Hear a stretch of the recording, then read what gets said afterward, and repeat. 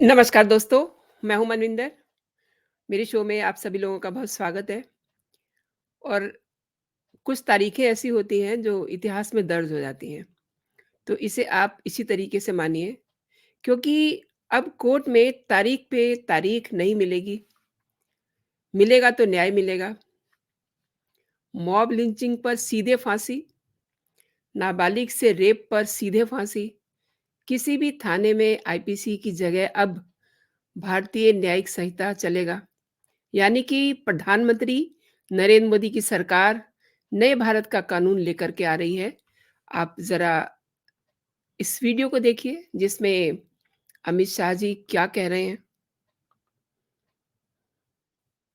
व्याख्या अब तक किसी भी क्रिमिनल जस्टिस सिस्टम के कानून में नहीं थी। पहली बार मोदी सरकार आतंकवाद को अब व्याख्यायित करने जा रही है, जिससे इसका कोई लूपहोल्स उठाकर आगे फायदा न ले पाए। मान्यवर, इसके साथ साथ राजद्रोह को देशद्रोह में बदलने का काम किया। पहले राजद्रोह की व्याख्या थी, मैं आगे डिटेल में बताऊंगा। राज से मतलब शासन था, भारत नहीं था। किसी भी राज्यकर्ता के खिलाफ कोई भी कुछ बोलता था तो इसके पर अपराध राजद्रोह का कानून लग जाता था। हमने व्यक्ति की जगह देश को रखा है। व्यक्ति की टीका ये लोकतंत्र का सबसे अच्छा लक्षण है और देश को नुकसान करने वाले को कभी बख्शना नहीं चाहिए। ये दृढ़ता भी इसमें है। राजद्रोह को इतने साल के बाद देशद्रोह में परिवर्तित करने का काम ये कानून करेगा।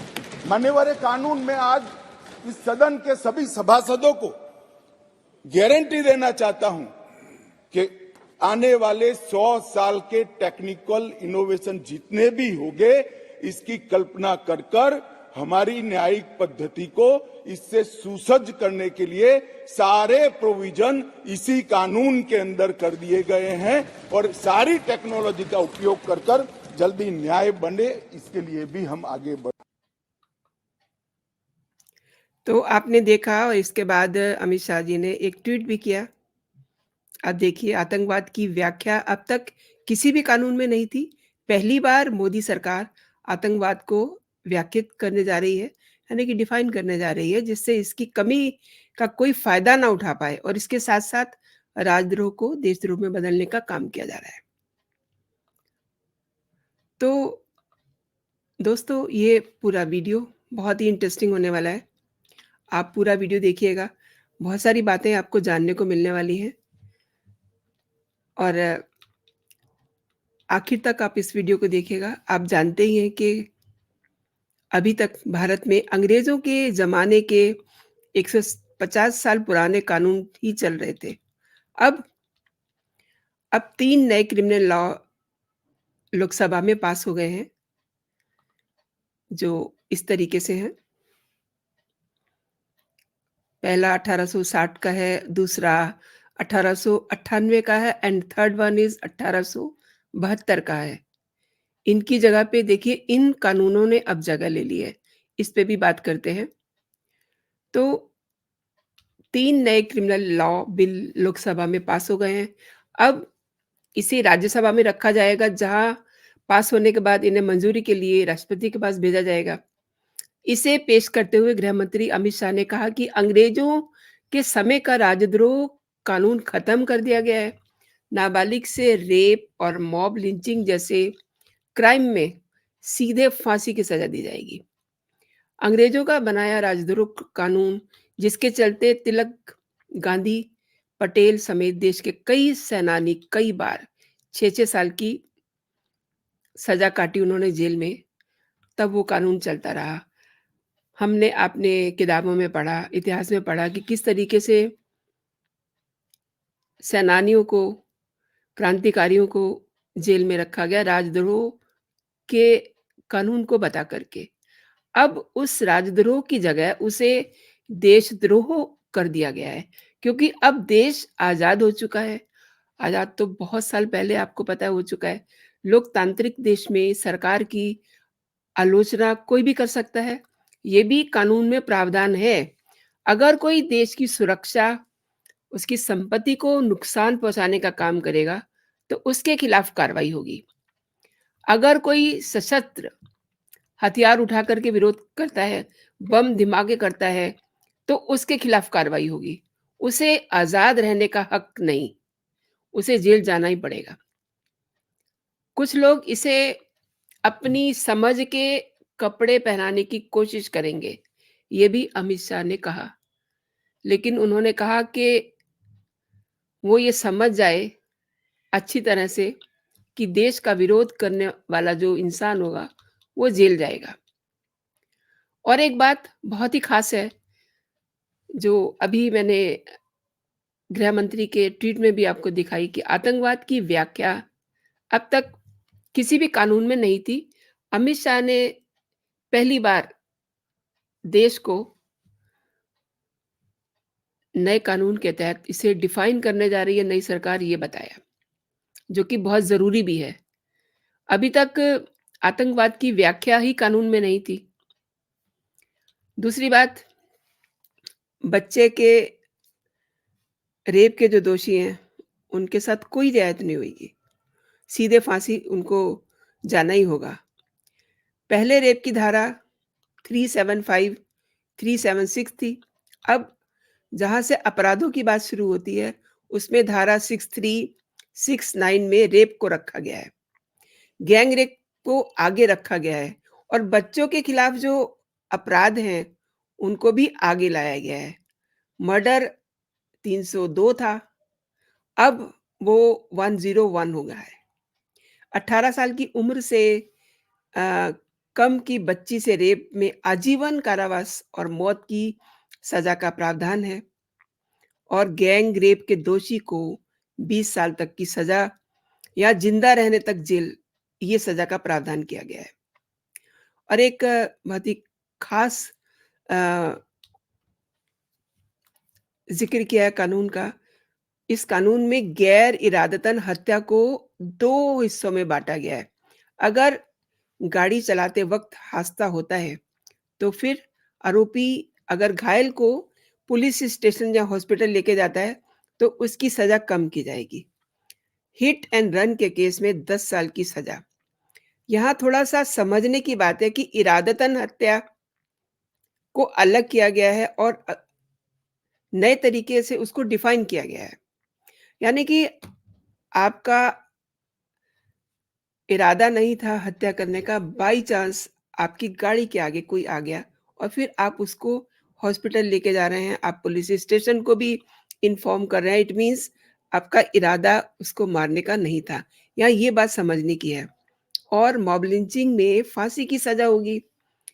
अभी तक देश में चेन स्नैचिंग के लिए कानून ही नहीं था, उसके लिए भी कानून बन गया है। एक और बात, अक्सर लड़ाई-झगड़े होते हैं और उसमें चोट लगती है, उसको भी डिफ़ाइन किया गया है कि अगर सिर पे लाठी मारने वाले को सज़ा तो मिलेगी ही, लेकिन अगर ज़्यादा चोट लगती है मीन्स ब्रेन डेड की स्थिति में आ जाता है, तो आरोपी को 10 साल की सज़ा मिलेगी। यानी कि किसी से भी अगर आप झगड़ रहे हैं, तो अपने दिमाग का इस्तेमाल ज़रूर कीजिए, क्योंकि गुस्से में आकर के अगर आपने ज़्यादा हिट कर दिया, तो फिर आपके लिए बहुत महँगा पड़ेगा। आप ज़रा इसको भी देखिए, क्योंकि अभी तक बहुत सारे मामलों में पुलिस की जवाबदेही नहीं होती थी, उसको भी तय किया गया है। पुलिस की जवाबदेही तय की गई है। बहुत सारे मामलों में ऐसा होता था कि अब से पहले, लेकिन नए कानून में अब पुलिस की जवाबदेही तय होगी। अब कोई गिरफ्तार होगा तो पुलिस पहले उसके परिजनों को इन्फॉर्म करेगी, जानकारी देगी और पहले ये ज़रूरी नहीं था। किसी भी केस में 90 दिनों में क्या हुआ, इसकी जानकारी पुलिस पीड़ित को देगी। देश में कई केस लटके हुए हैं। बॉम्बे ब्लास्ट जैसे केस अभी तक लटके हुए हैं और इनके जो आरोपी हैं वो पाकिस्तान में छिपे हुए हैं। अब उनके यहाँ आने की ज़रूरत नहीं पड़ेगी। अगर वो 90 दिनों के भीतर कोर्ट के सामने पेश नहीं होते, तो उसकी गैर मौजूदगी में ट्रायल होगा। गंभीर मामलों में आधी सज़ा काटने के बाद रिहाई मिल सकती है। जजमेंट सालों तक लटकाया नहीं जा सकता। मुकदमा समाप्त होने के बाद जज को 43 डेज में फैसला देना होगा। यानी कि हर लिहाज से इस कानून में जल्दी से जल्दी न्याय देने की बात समझ में आ रही है। निर्णय देने के 7 दिन के भीतर ही सजा सुनानी होगी। पहले सालों तक दया याचिकाएं दाखिल की जाती थी। की याचिका दोषी ही कर सकता है। पहले एनजीओ या कोई संस्थान ऐसी याचिकाएं दाखिल करता था। सुप्रीम कोर्ट से याचिका खारिज होने के बाद 30 दिन के भीतर ही दया याचिका दाखिल की जा सकेगी। जो देश की एकता और अखंडता, सुरक्षा को खतरे में डालकर भय फैलाने का काम करता है, उसे आतंकवादी माना जाएगा। इसे आप इस तरीके से भी समझ सकते हैं कि कुछ बदलाव किए गए हैं और उन बदलावों को भी मैं आपको बताती हूँ कि कई धाराएँ हैं, कई प्रावधान बदले जाएँगे। आईपीसी में 511 धाराएँ हैं, अब 356 बच गई हैं और 175 धाराएँ बदलेंगी। 8 नई धाराएँ जोड़ी जाएँगी और 22 धाराएँ इसमें खत्म कर दी जाएँगी। इसी तरीके से सीआरपीसी में 533 धाराएँ बचेंगी और 160 धाराएँ बदल जाएँगी। नई जुड़ी जो धाराएँ हैं, वो उनमें 9 खत्म हो जाएँगी। पूछताछ से ट्रायल तक वीडियो कॉन्फ्रेंसिंग के ज़रिए ट्रायल का प्रावधान होगा और सबसे बड़ा बदलाव ये है कि अब ट्रायल कोर्ट को हर फैसला 3 साल के अंदर देना होगा, ज़्यादा से ज़्यादा। और देश में 5 करोड़ केस पेंडिंग हैं। इनमें से 4.44 करोड़ केस ट्रायल कोर्ट में हैं और जिला अदालतों में जजों के भी करीब-करीब 25,042 पद में से 5,850 पद खाली हैं। तो इनको भी भरने के लिए सरकार सोचेगी। एक तरह से ये जो चेंजेस नए कानून के ज़रिए लाए गए हैं, इनसे आम जन को बहुत फ़ायदा होगा।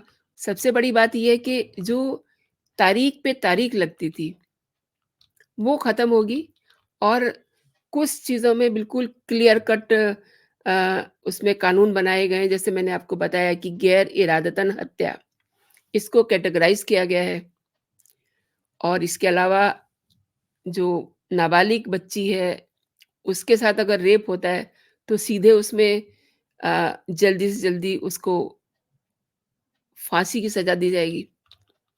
एक बात और है, जो सबसे ज़्यादा इम्पोर्टेंट है, वो ये है कि जैसा कि आपने अमित शाह का मैंने आपको वीडियो भी दिखाया, मैं आपको एक बार फिर से दिखाती हूँ कि आतंकवाद को फर्स्ट टाइम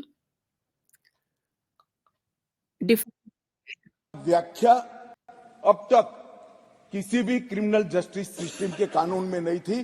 पहली बार मोदी सरकार आतंकवाद को अब व्याख्यायित करने जा रही है, जिससे इसका कोई लूपहोल्स उठाकर आगे फायदा न ले पाए। मान्यवर, इसके साथ साथ राजद्रोह को देशद्रोह में बदलने का काम किया। पहले राजद्रोह की व्याख्या थी, मैं आगे डिटेल में बताऊंगा। राज से मतलब शासन था, भारत नहीं था।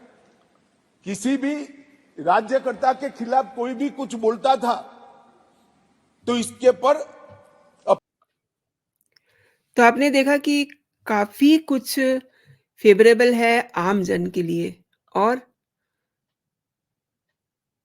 ये सब बदलाव हो जाएँगे, तो आप समझ लीजिए कि लोगों को कोर्ट के चक्कर नहीं काटने पड़ेंगे, पुलिस थानों के चक्कर नहीं काटने पड़ेंगे।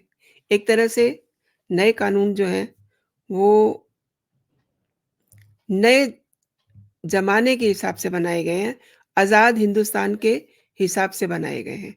क्योंकि कई धाराएँ और प्रावधान बदले जाएँगे, जैसा कि मैंने आपको बताया।